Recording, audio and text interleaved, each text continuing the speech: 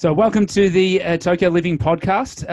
My guest today is one of the longest standing members of the Club 360 team. He is the current head of the boxing department, and he's also the former Tribulate kickboxing champion, the J Network and WMPF light heavyweight Muay Thai champion, and the former WMC intercontinental light heavyweight champion. Brian Bloodbath. Now I'm going to give you the credit of using the American pronunciation. Mcgrath. Brian, what's up, brother? Not much, man. Thanks for having me. And thank you for answering that question. I know how to answer it now. I've always had struggles with the what's up question, but not much. I think that's the the default answer. Your American English is coming right along, man. It's getting there. It's definitely getting there. Now, you've had quite an esteemed career. I wouldn't say outright you're the most accomplished combat sports athlete that's been through Club 360, but listen, we'll certainly put you in the conversation. In terms of your backgrounds, from what I understand, you were basically a very talented live unscripted role play performer from Montana. A minor indiscretion got you kicked out of drama club. You went and tried your hand on the wrestling team, and the rest, as they say, is history. How accurate is that? That's pretty spot on, actually. Surprisingly accurate. Yeah, I didn't start out interested in martial arts beyond like watching it. I guess maybe the theatrical side. But yeah, that's pretty right. I was way more into acting and theater and drama when I was a youngster. And then, yeah, I had a little bit of falling out with the drama teacher in high school. And so that was an opportunity for me to move into wrestling. At the time, I was doing Taekwondo,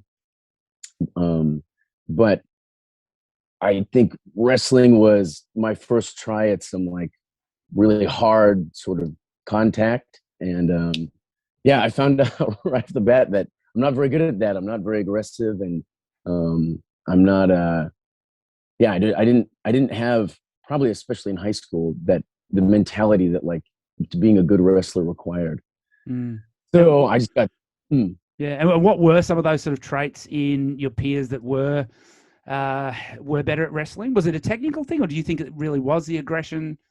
Was it? What do you sort of put that down to?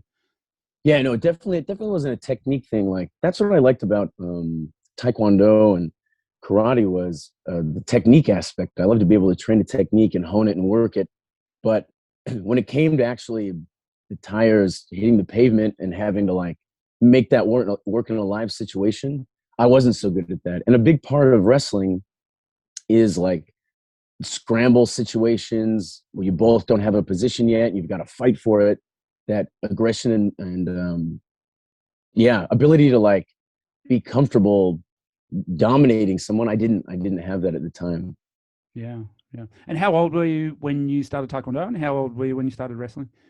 So let's see. So I started, I guess I was a sophomore. I was probably 14 or 15 when I started Taekwondo, and then I wrestled my junior and senior years. So when I was 16 and 17 is when I wrestled. Okay. And then where did you go after that in terms of martial arts? So I did the wrestling thing. I wasn't great at it, but I was like sort of intrigued by grappling and wrestling because it was an element of Taekwondo. Even though we trained a little bit of like sort of wrist locks and things like that, it was a facet that wasn't really introduced. And so I was into that. Mixed martial arts was just becoming popular. And I had a friend on the wrestling team who introduced me to a guy locally who was training people in mixed martial arts. And so, yeah, I just started that. And I found out that when I started training Brazilian Jiu-Jitsu, what I lacked in aggression, I could kind of make up for with that technique by sort of playing off my back in the guard or working for submissions. And so I thought, there actually is an aspect of grappling that I'm not so bad at. And then I got into the mixed martial arts thing. Mm. And so was you'd obviously done some, a lot of striking in Taekwondo. Was MMA then your first exposure to sort of boxing and kickboxing style striking? So also at that time in Missoula, where I'm from, we used to have this event every Wednesday, kind of at a local theater that had a stage, and they'd set up a ring. It was called the Wednesday Night Fights. So I had some buddies that were doing that as well. And that was my first introduction to like real, I guess, sort of straight up Western boxing. And I did a few of those, had a few wins and a loss. And yeah, I found out there too, okay, technique can work to a certain degree, but I'm still kind of lacking in this aggression, and I've got to figure this out a little bit. This is the missing part of my fighting equation. Interesting. Yeah. And I mean, later in your career, did you find that aggression, or do you still sort of consider that as a bit of a weakness? And if you were able to develop that, how did you go about doing so? What did you sort of use to trigger that aggression? I mean, I think for me, it was an experience thing. Like, I've never been like a super aggressive fighter anyways, but learning to pick your spots, knowing when to do it. And then as, you know, if you have more of a technical style, just the more rounds that you accumulate, the more time you spend in the ring, the more comfortable you get. Experience becomes really key, I think, for someone that sort of fights and competes the way that I do. But I did, as I've gotten older, I have got more comfortable with, you know, using aggression in the appropriate amounts. It's still not necessarily my thing, but I don't know that I would do well with a super aggressive style anyways. So yeah, I've just tried to build my skill sets in the other areas and then adopt that where need be. Yeah. I think it's different types of aggression, and some can certainly work towards, and some can work against an athlete. I think if people are aggressive because of some emotional reason, they bring too much emotion into the fight. And you see this all the time in professional combat sports, but can often work against a person. So I think, developing that right amount of aggression is sort of the sweet spot. I know when I was training, my sensei always, he taught the process of sort of developing triggers. So you'd have a sort of a self-defense trigger. You've got to, if you are attacked in a self-defense situation, you've got to have that thing that switches you on. If you're not normally a violent person, you've got to think, I've got families to support, and I can't afford to be dead or, hospitalized. You've got to have those little triggers, and then you can sort of tone that down and use other triggers to develop that right amount of aggression for a combat situation, even if it's a competitive one where you don't really have that same sort of pressure, but you've got to find other ways of creating it. But it's interesting how those different personality types influence fighting styles as well. Yeah, man, I think you're totally right. Like when I've experimented with it and I've kind of tried to let that aggressive side of me come out, as long as I keep it reined in, it's okay. But once it falls into like that emotional place, things just fall apart. And I've never done well. I'm trying to ride through a fight of my emotions. So I think you're right. If you could kind of ride the wave to a certain point, as long as it doesn't go too far. Yeah. I mean, me personally, I'm the most effective in combat if I am relaxed and having fun, and if I'm smiling, if I'm in a good mood. That's why I'm always messing with the music in the gym if we're sparring. If there's boring techno music on, I'm just flat as a tack. I need something to sort of get those juices flowing. But if I have sort of ill feelings, if I'm feeling angry about something, or if I've got ill feelings towards an opponent, then it doesn't help me at all. I need to be sort of up and buzzing to be effective. Yeah.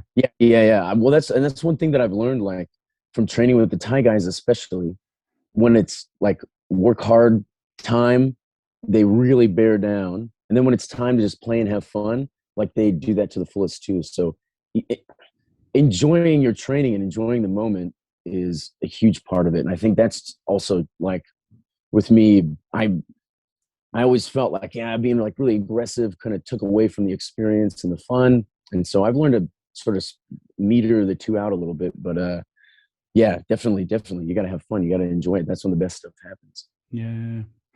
So where did your sort of fight career progress from there? And how did Japan come into it? I mean, being from Montana, when did you actually hear of Japan as a thing? I'm just kidding. Well, no, that's a fair question, man. When you grow up in a small place like I did, although it's like very beautiful and the people are great, I guess you don't consider much about the outside world. And when I first like got interested in Japan, I actually had a friend in high school, middle school, who was, I think his dad came to work at the local university. So he's originally from Nagano. His name was Utah, and he was like UTAH.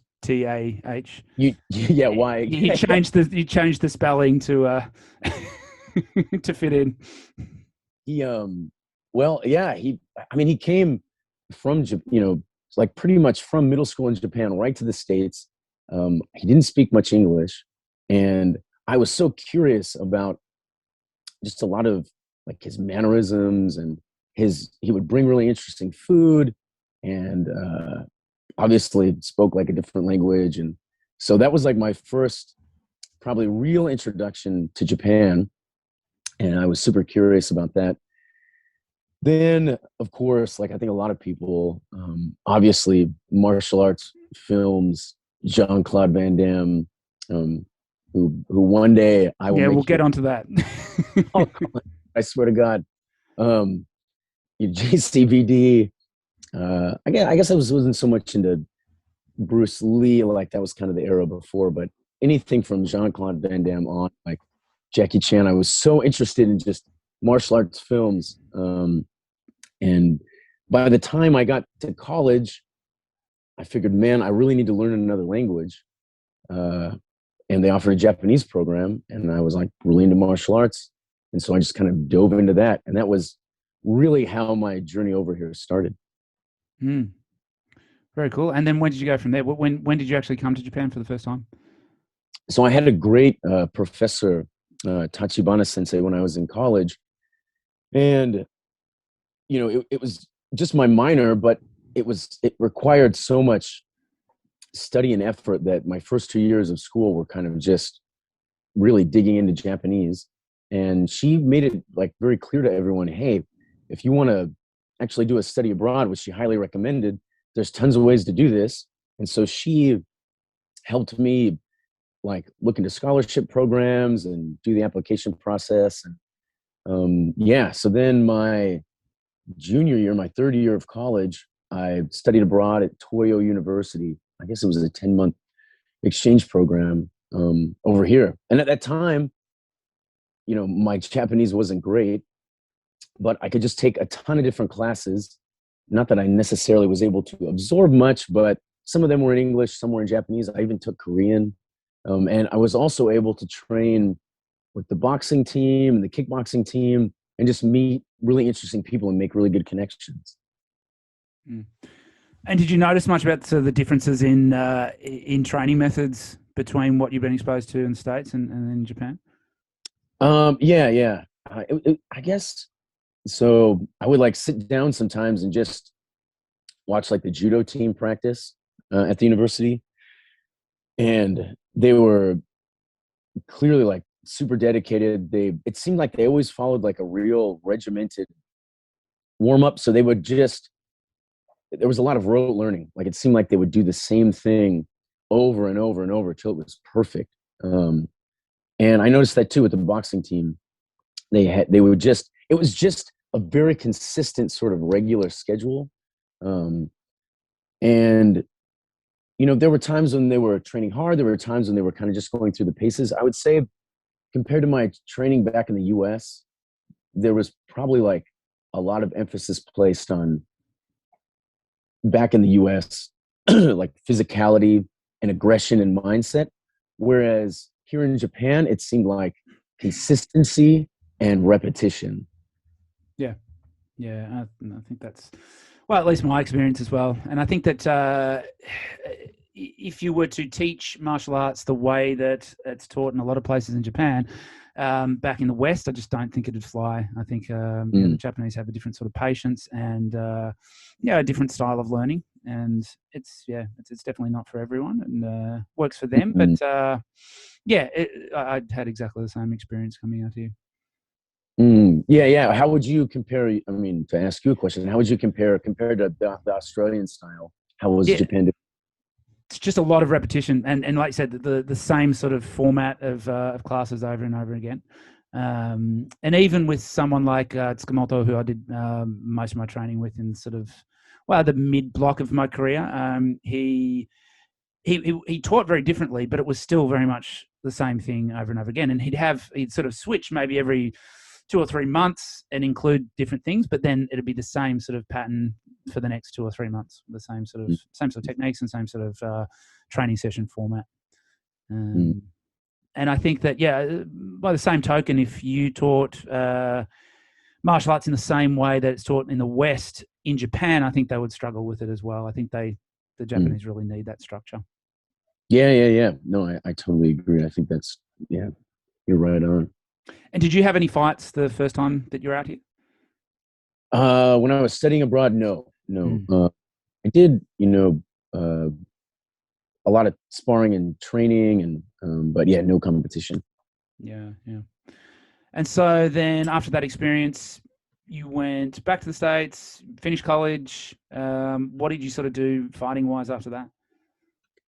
Okay, so I went back to the US.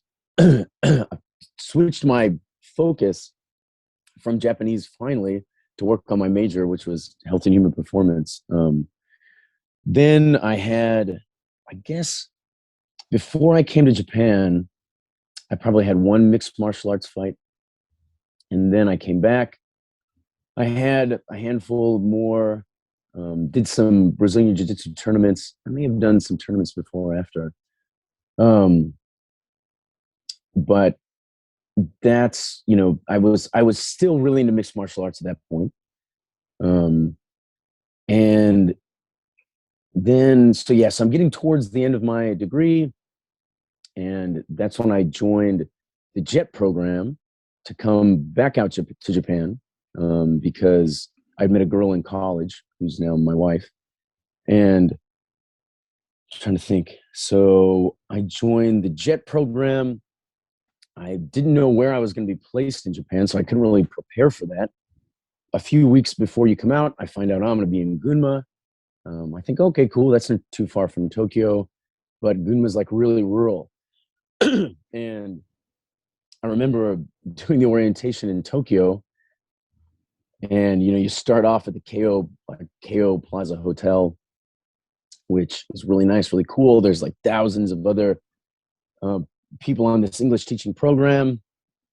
And then you move from there to the prefecture you're going to be at with all the English teachers, all the JET participants that are there. So you go from this like really posh, super nice hotel to the Gunma, the biggest city in Gunma, which is still really cool, obviously a lot smaller. And then from there, I leave and start heading to the city I'm going to be in. And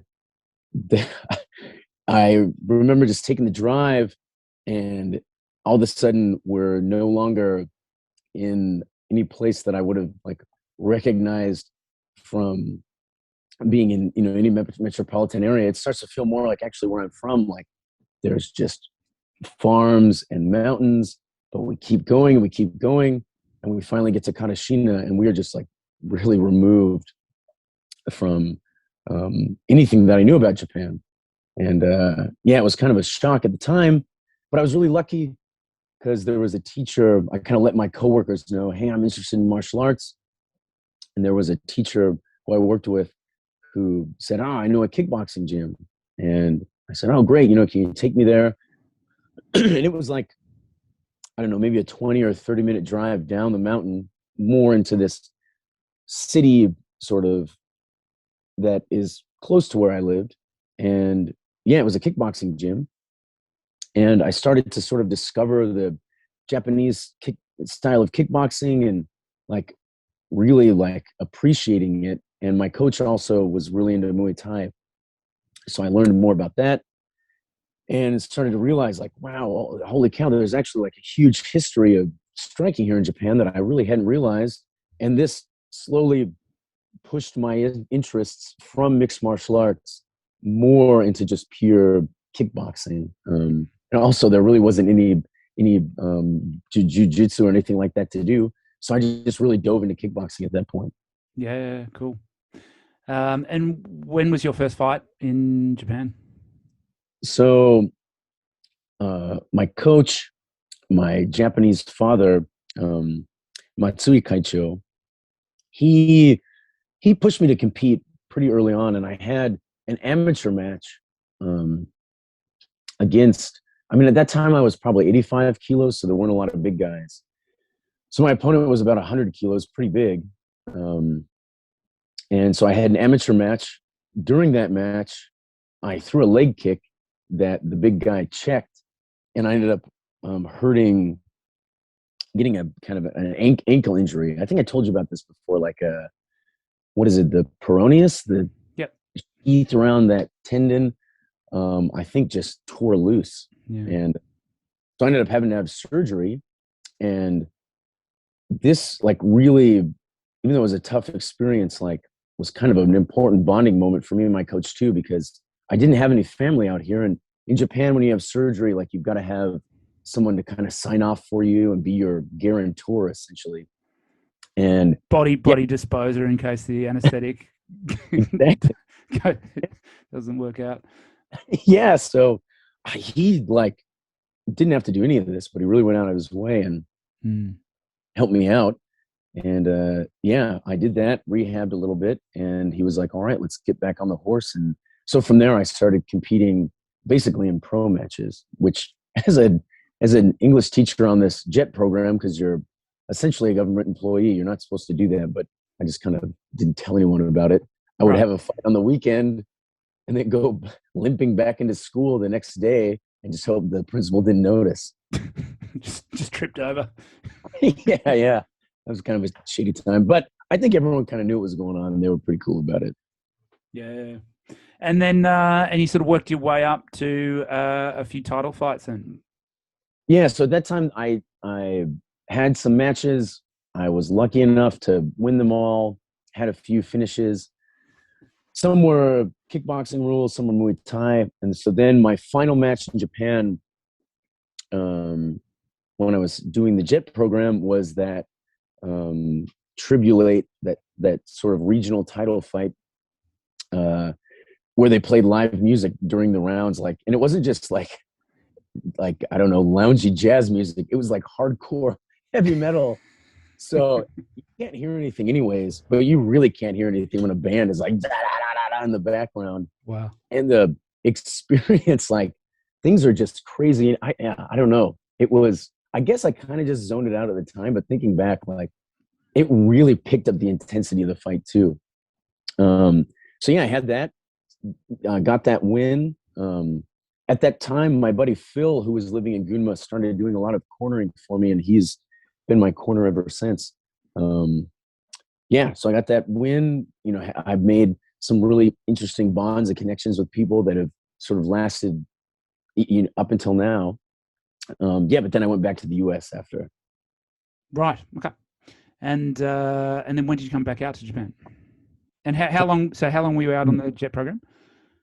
So I did the JET program for 3 years, and I went back to the U.S. I wanted to keep pursuing kickboxing. I wanted to like run a gym back there and get into that. But I mean, by that time, MMA was just full throttle, and our kickboxing scene in the U.S. is really underdeveloped. Yeah. And you know, some areas regionally are okay, but all in all, you know, compared to almost anywhere else, Europe, Australia, you guys have developed the kickboxing so much more. So I went back. I tried to get a fight with Glory. So I had some communication with Core Hemmers, and he said, well, go out to LA and work with one of our scouts. And so I went out there, did a little training camp with Ramon Decker's brother, Carlo, which was really cool. I learned a lot. But nothing really came of that. And I just started to realize, like, Dad, kickboxing, this isn't going to happen here. And work-wise, Montana wasn't, Montana's got a great lifestyle, but there's not a ton of economy. At least there wasn't then. Things are kind of changing now. So I just decided, along with my wife, like, if we're going to be in a big city, instead of moving to LA or, New York, why not go back to Tokyo? I know kickboxing is going to be there. We can find work there. You can find work there. Like, I think too, part of me was just really missing things over here. So we were just back shortly in the US in 2014. We came back here. Yeah. Wow. And then, so you got back onto it, so with your kickboxing fights when you returned back here, and you worked your way up to a pretty high level. Yeah. Well, that's when I came here, I got right back into training, tried to figure out with my coach, what am I going to do gym wise? But he introduced me to this Muay Thai gym, Wheeler Sakurek, that has let me train, like, not as an official member of their gym, but the Japanese word Daigeko. They've let me train as sort of an outside student, and they've been great, and I've learned so much from them. And so I've been, I can't go back to Gunma to train, even though that's still my official gym. So I work with Wheeler Sakurek here. I work with a boxing coach at K's Box, and it has just, like, being in Tokyo in the fight sort of milieu with, guys like Koichi and Yan and you, I've learned so much. And it just doing kickboxing every day, like, 8 hours a day, has developed my skill set hugely. Mm-hmm. Awesome. And then I keep poking you, but obviously you don't like to talk about your successes. But just talk us through a few of those title fights that you had out here. Okay, cool. So I had, let me see, my first one. So I actually had, like, in the beginning, when I came back in 2014, it wasn't just all easy. Like, I had a couple losses. I had 2 in a row at one point. I got Legionnaire's disease, which is like really bad pneumonia. Like, I had a few more bumps in the road. But then, so I had that third loss in a row. It was really bad. I, fractured my jaw. Like, it was kind of the lowest point in my career. That was a shocking experience. I mean, it was a very blatant foul that did that to you. I was only a few meters away from it. It was hideous. Yeah. Yeah, man. I think back to that and I go, oh my God. And that was just a rough time too. Like, I had some bad experiences in training leading up to that too. And so I took just a little bit to relax, kind of recover, give my head some time to rest. And, eventually my coach, like always, was like, hey, like, let's get back on the horse. Let's do this. And without him nudging me, none of this I wouldn't have come as far as I have at all. But so I was lucky enough to get a shot in the J Network tournament for the next challenger for the light heavyweight title. So this is when I started having kind of a series of rematches against people that I'd lost to. So I won one match at the beginning of the tournament. Then I had a second match where I was able to avenge a loss. And then, then I ended up having the title fight and winning. So that was huge. That title means a lot to me because it wasn't just like a match was made for the title and you had to kind of win through a progression. Yeah. And that included also having to get back in there with a guy who had beat me before. And that was like, probably of all my fights where you come back from a loss and win are the most meaningful, even more than, whatever belt is attached. Absolutely. So I won that J Network title. Then I had another rematch against a guy who would beat me for the WMPF, the World Professional Muay Thai Federation Japan light heavyweight title. And this match was really meaningful as well because he was training out of Wheeler Sakurek as well, but at a different gym. So the Thai guys were really into this fight. We're also bigger, and we had a pretty close match before, but I had definitely got beat. So this time too, it wasn't 3 rounds; it was 5 rounds. The belt was on the line. These Thai guys, they're from each gym are betting a lot of money on this, and they're telling me about this beforehand, like. And I'm thinking, God, man, please don't bet your hard-earned money on this thing. But they're going, yeah, Brian, I hope you're training hard. I got a lot of money riding on this thing. And oh man, but that was another really tough match. And I had to dig deep, but I did a lot of things in training as well to prepare for that because I knew how he was going to come with hard kicks and he had a good clinch game. I was able to defend the low kicks, use my jab, and also in the end, work my own clinch. So I think you finished that last round with a throw, right? And you finished. Yes. You finished the 5th round with a throw, and I think that it was a very close round and a very close scorecard as well. So yeah, it was an awesome way to finish. Yeah, that was a razor thin fight, man. Gosh, even thinking about it, just being back there, and like, oh my God, did I win? But yep, it worked out well. That was a tough one, and then I had to defend the J Network title, so I had another rematch against a guy that and had trained with. That was another tough fight. I was doing really well until the final round when he snuck a knee up the middle that rocked my world, and I barely just hung on there. But like you said, I mean, the clinch work that you did when you were obviously shaken by that technique was, it was really impressive. I mean, if you didn't have that, I think he could have taken advantage and outstruck and got a KO, but you sort of stuck in there and didn't give him the range to do that. Well, yeah, it was. I was on shaky feet at that time, but yeah, I mean, you're right. Being able to clinch and being able to having the experience of just training with so many different people gives you the wherewithal to make it through in a moment like that. And then then I got the opportunity to fight for the WMC intercontinental title, and that that fight was really short and just kind of a weird experience in general. Like I've never really have had a match in that way. I'm glad it was short because I didn't get hurt, but it's weird to have a fight end so quickly because afterwards you kind of just feel like, wow, what just happened. Yeah, it was a strange card too. There was a big typhoon, and then half of the fights didn't go ahead, and a lot of the spectators were still just coming into the stadium as the last last fight was going. That whole thing was very ephemeral, but it was still a good experience. And obviously, like the coolest thing to competing here in Tokyo is, I remember I think it was when I defended the J Network title, like just all the people in the arena, all the people that come out and support, like that's the coolest experience is when you get just like a good crowd of people that, means something to you to come watch in like a really cool venue. That's probably the best part. Yeah. All right. Let's so we'll go off on a little bit of a different tangent now. And just talking about some martial arts in general, what and combat sports. Sometimes they're used synonymously, but I think there are sort of differences in between. How would you describe martial arts and how you describe combat sports? But what has a practice of these arts and sports done for you? What do you think that you've gotten out of it?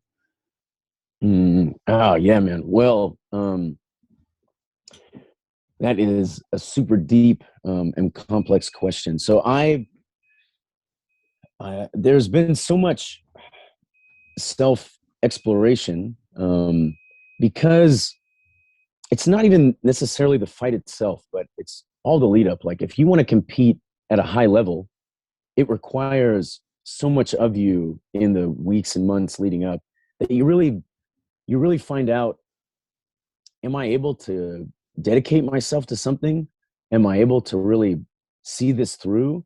And most definitely training for a fight, you're going to get hurt at some point. Like there is going to be a bump in the road. Like you are just going to have to deal with adversity. And unless you put yourself in this sort of situation, you're never really going to know. Like you're never really going to know, like, what am I made of? And so I've had so many like things happen in the lead up to a fight that have put me off course, or whether it be like a staph infection, or some horrible injury like a broken rib. And the thing, so you have to go through all this adversity. You find out, man, like I can't fake my way through that. Like you can walk out to the ring and try to look confident and fake that, but you can't fake the prep.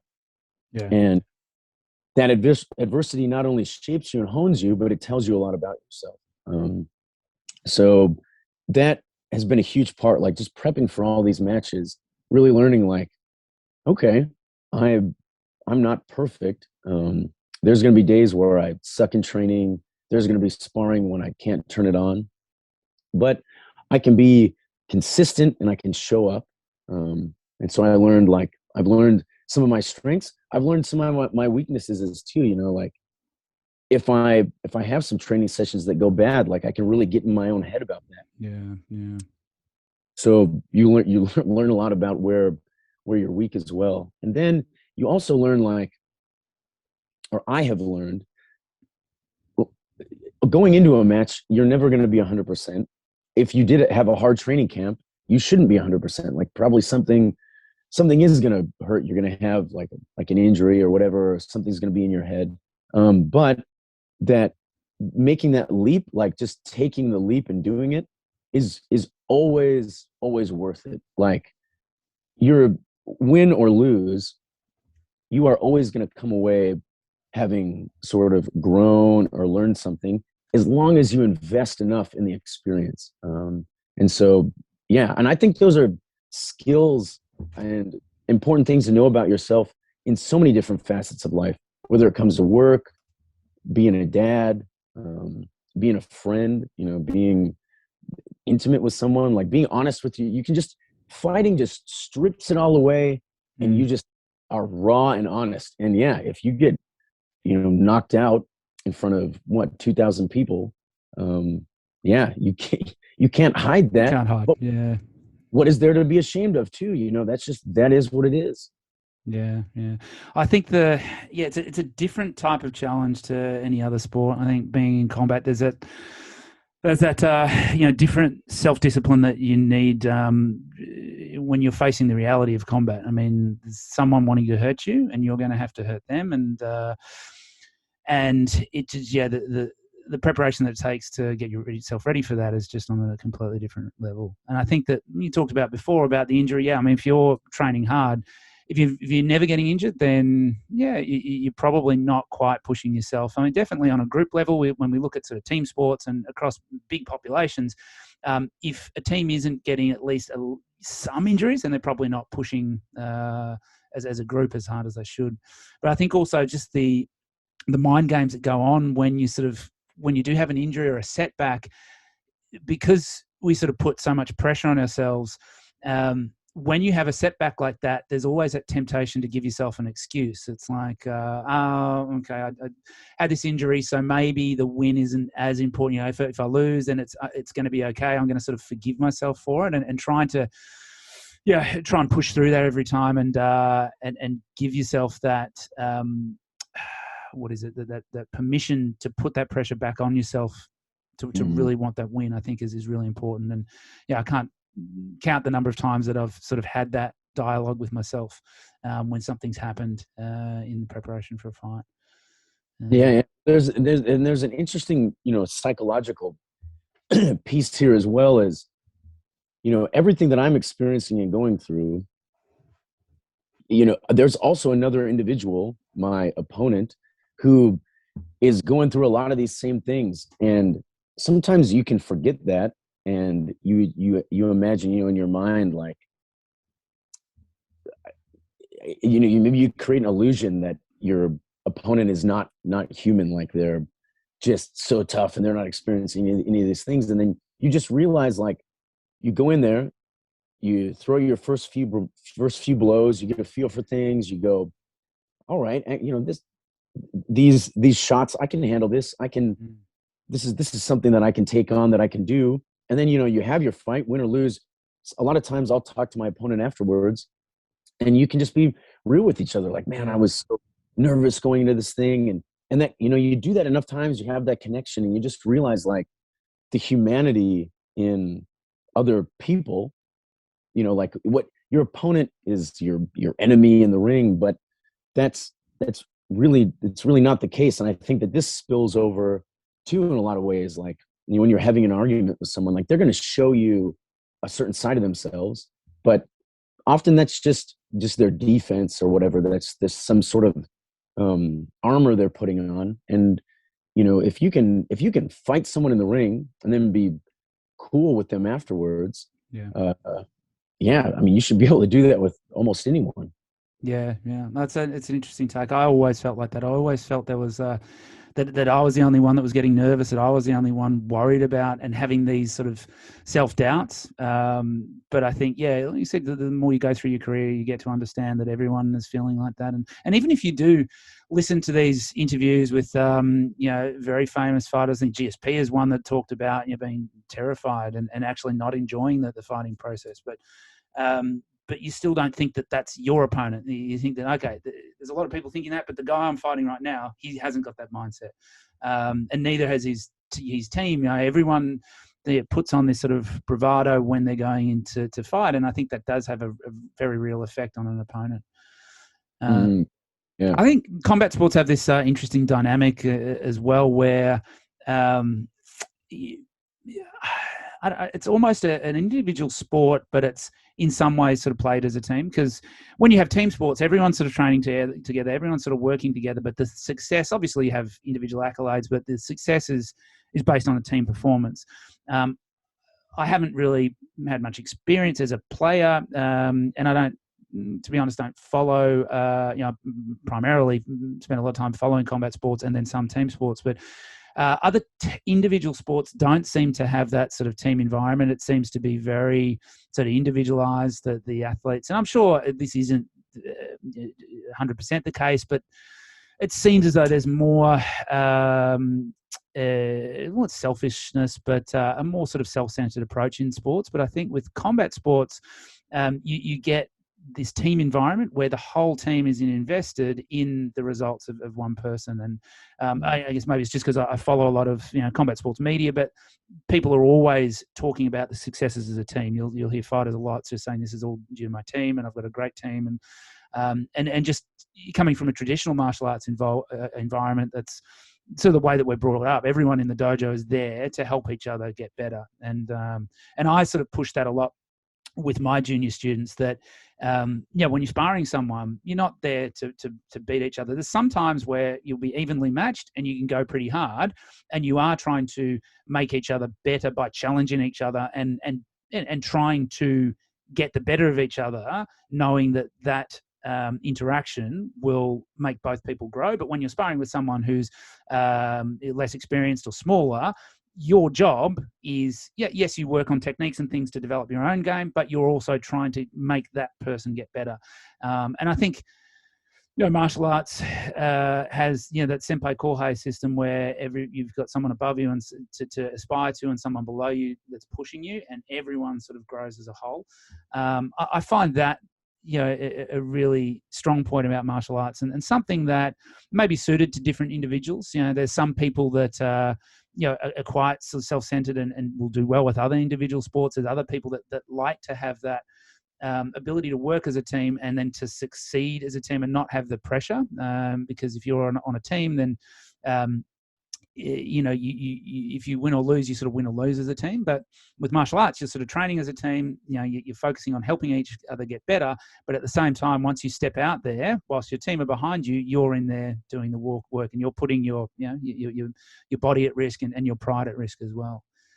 Yeah, no, you're totally right. It's a huge piece here in Japan, like the humility. Well, and I think it must be sort of a common theme throughout a lot of Asia, because I see it with the Thai guys as well. They're like so experienced, so good, so skilled, and could totally walk around, like I'm the biggest, baddest dude, but they don't do that at all. They're so humble, and sometimes I think, at least, back home, people who really haven't even, necessarily accomplished much will sometimes, allow their ego to take over. And I just think, man, like, if only the traditional aspect here must play into it. There must be some sort of overarching or consistent cultural thread as well. But I've learned so much, doing martial arts should be like an extremely, I don't know, you should get a lot of humility from the experience anyways, but just seeing how people conduct themselves here, how they talk about martial arts, how the fans watch the fights, how they like will support fighters that they like, just like the whole microcosm of Kaktogi here in Japan.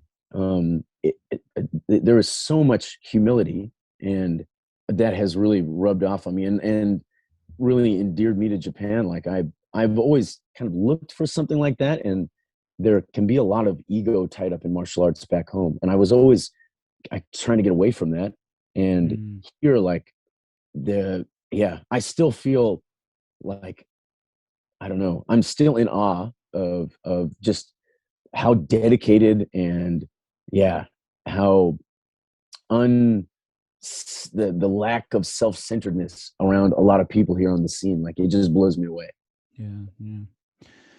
If you obviously you've sort of talked to junior boxing classes in the past, and you've had experience in combat sports as a young person. For parents who are considering having their children, take part in combat sports and martial arts, what obviously we've talked already about some of the different advantages, but is there anything else that you think that really sort of sells martial arts and combat sports above other sports or other in activities and endeavors? I mean, yes, for sure, 100%. Like, I think, and especially here in Japan, like, creating sort of a consistency, a schedule, like getting in a routine, I think is just really good for anyone, especially kids, like going somewhere where they can feel comfortable, they can sort of hone a skill set. They have people who are going to uplift them, but they also have people like, in that senpai kohai structure who are also going to hold them to a certain standard. I think is really important too. And, the thing, like, martial arts don't lie. Like, you are just going to get a healthy dose of reality as long as it's done safe, in a safe manner. You're going to get a healthy dose of reality because you're either more skilled or tougher or have more stamina than your opponent, or you don't. And then if you want to be there, if you want to do better than them, you really have to put in work to do that. And I think there's a lot of good life lessons there. And at the same time, having a team, having people to rely on is a great safety net in your life, because we can't do this alone. You've got to have good team members, and you've got to learn to trust people enough to rely on them. And these are all like things that you can learn as a child in the dojo or in the gym, but that you can carry with you through your whole life. So of course, the discipline and all that stuff is important too, and that's all a piece of it. But working as a team, realizing that you are an important part of the team, but you're also just a part of the team, and that should motivate you, that should comfort you. I mean, we live in a society, and so I think there's just so many important lessons to be had there that you can get in the gym and the dojo. Yeah, no, that's awesome. I mean, a lot the discipline is always one that's sort of pushed, and I think that it's sort of become synonymous with martial arts, that it's sort of the meaning's lost a little bit. The people that think of putting kids in martial arts as discipline, bowing and lining up straight and all that sort of stuff. But like you said, I think it's a lot deeper than that. And I think that, like you said, you can't hide in martial arts. You're going to get a dose of reality that's going to force you to adjust things and really work to get better at things. I think it also, it helps develop a sort of structured learning approach. And I think that, it may, I don't know whether it's certain personality types that sort of take to it, or whether it sort of develops personality traits in people. But I think you and I are both, quite structured in the way that we go about things. We're quite regimented. And we talked about this sort of in a team meeting the other day that, sometimes we're probably both even a little bit too much on that side. But I think that sort of helped develop that personality where we're very, we have a system of doing things. And I think that sort of developed through that systemized approach in martial arts. You have, your kata, you go through a certain pattern, you develop, you progress that pattern on, you make it harder and more complicated, and then you try and take elements of that and put it into your practice in fighting and things like that. And I just think that systemized approach is something very unique to martial arts. Yeah, no, you're totally right. And everyone's, like, all the different learning styles can be touched and can be worked with in the, martial arts structure. Like, some things are very regimented. Your drilling, your bag work, your shadow boxing, your kata, and those are just to be done a certain way. And then you get to freely express that in your sparring scenario, or, and so while you're, like a good coach, you would look at someone, you would hope to imprint them with some good principles and skills, but you would also want them to master those skills and then make them their own. And so there's just a progression built into the system where in the beginning, you're doing a lot of rote learning, you're just doing these things over and over. But in doing that, you learn to you discover yourself, you discover your own rhythm and your own style, and then you develop that and you get to play with that and express that. And that's like super, when you figure out who you are in any element, in any situation, but especially when you're sparring and whatnot, it's very cathartic to kind of realize, like, oh, this is how I fight. This is me. And when you start to stumble upon that and find that, it's like a very self-actualizing experience. And then, so this whole road is built through martial arts. So you are the student, you do the drills, the rote learning, and then there's the self-discovery. And then all of a sudden you become a coach, and now you have to find the best way to pass that on to someone else. And that it's all of this, it just keeps getting more and more fulfilling the longer you stick with it. If you have the wherewithal to do it, it's just going to keep giving back and giving back. We'll sort of start wrapping up now, but I want to talk about your return to the ring. I think it's, is it May 23rd?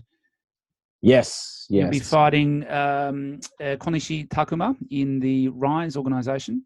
It's been a while since you've been there. Obviously, with COVID, events were cancelled and that type of thing. But I'm sure you're dying to get back in the ring and get back into it.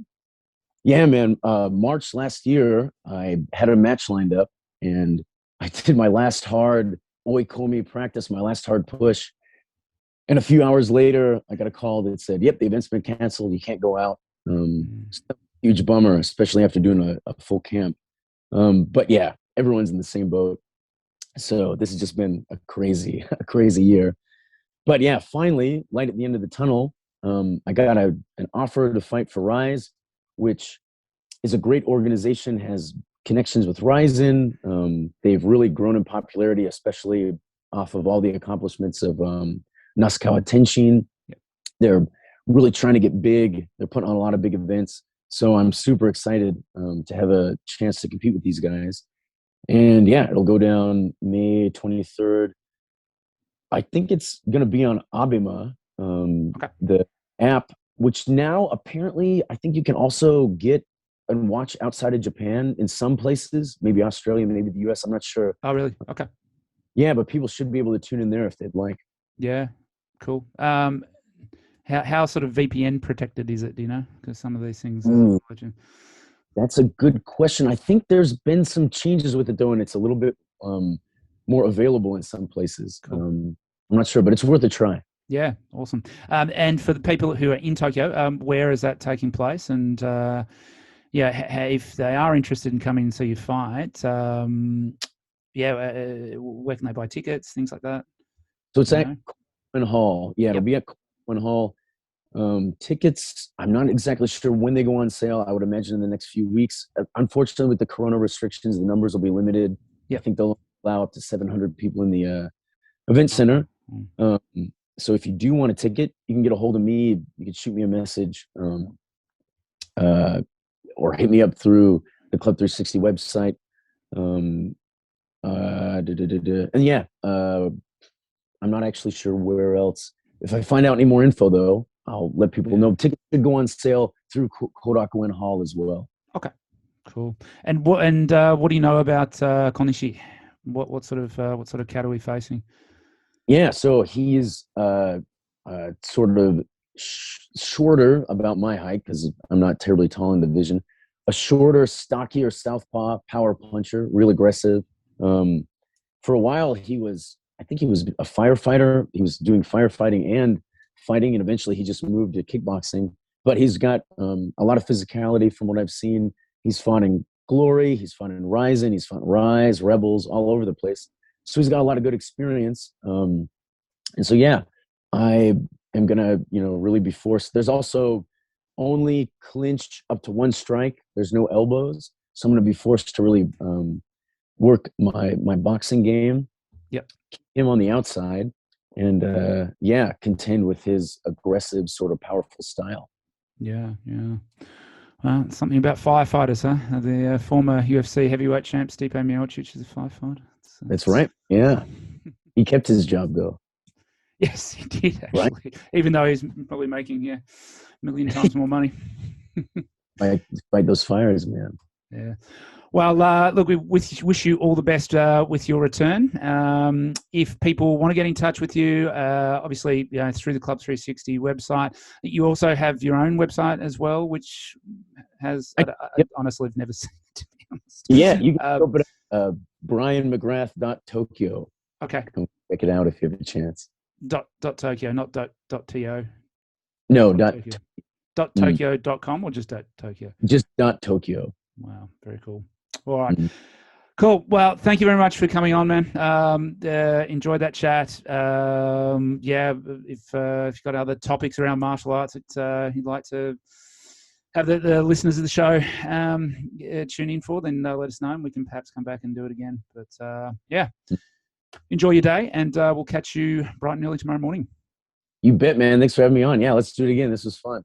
All right. Thanks, man. Take care.